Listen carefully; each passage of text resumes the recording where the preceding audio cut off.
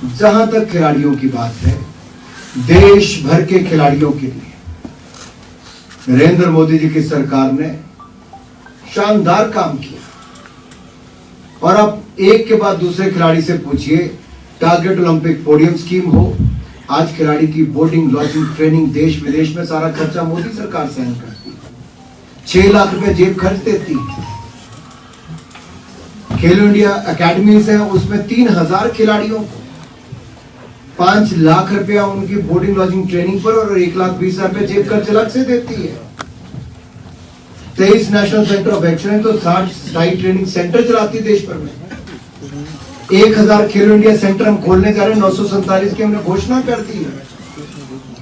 Budget जो केवल 946 करोड़ रुपए था यूपीए के टाइम पे 2014 में, वो बढ़ाकर 3,397 करोड़ कर दिया है।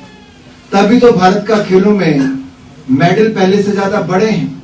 जहां तक आप रेसलर्स की बात करते हैं, पूरे रेसलिंग में से कुछ खिलाड़ी अगर आज जंतर मंतर पर बैठे हैं,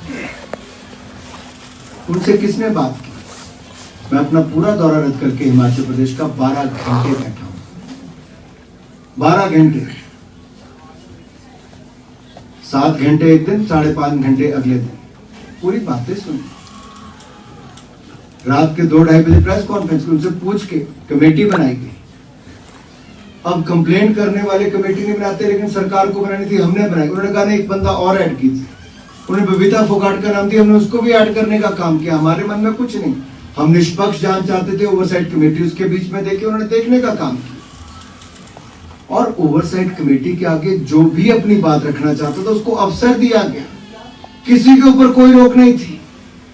समय सीमा बढ़ी इनके कारण, हमने बढ़ाने का काम भी किया। 14 बैठकें हुई। जिस खिलाड़ी ने कहा कि मुझे आना है वो आए, जिनका नाम भी किसी खिलाड़ी ने उसमें लिया होगा जो आना भी नहीं चाहता था, उसका भी नाम लिया, हमने उसको भी आने की अनुमति दी।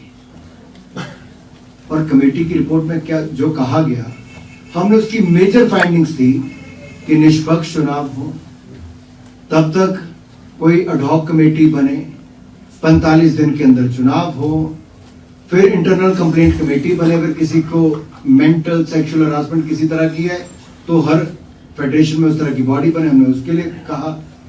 यही नहीं, इसके साथ साथ अगर और भी कोई ऐसे जैसे वाली टीम सिलेक्शन है, टूर्नामेंट में भेजना है, वो भी निर्णय हमने कहा कि इंडियन ओलंपिक एसोसिएशन का, हमने सरकार भी नहीं कहा, इंडियन ओलंपिक एसोसिएशन अपनी कमेटी बनाएगी, 45 दिन के अंदर चुनाव कराएगी, निष्पक्ष चुनाव होंगे, नई बॉडी आएगी, उसमें जो इंटरनल कंप्लेंट कमेटी है वो उस पर कार्रवाई कर सकती है। बाहर कोई भी किसी पुलिस थाने में कभी भी एफआईआर करवा सकता है किसी के ऊपर अगर लगता है। अगर 8 साल पुराना मुकदमा भी होगा तो 8 साल पहले भी हो सकती थी एफआईआर, आज भी हो सकती है। लेकिन पुलिस भी प्रिलिमिनरी इंक्वायरी करती, दिल्ली पुलिस ने कहा प्रिलिमिनरी इंक्वायरी करेंगे और जो उसमें आता है उसके बाद अगली कार्रवाई करेंगे।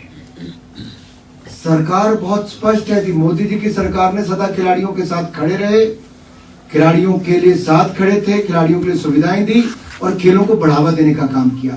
हमारे लिए खेल प्राथमिकता है और खिलाड़ी प्राथमिकता है, और उसमें हम कहीं पर भी कोई कॉम्प्रोमाइज नहीं करते हैं, ना आज तक किया ना आगे करेंगे।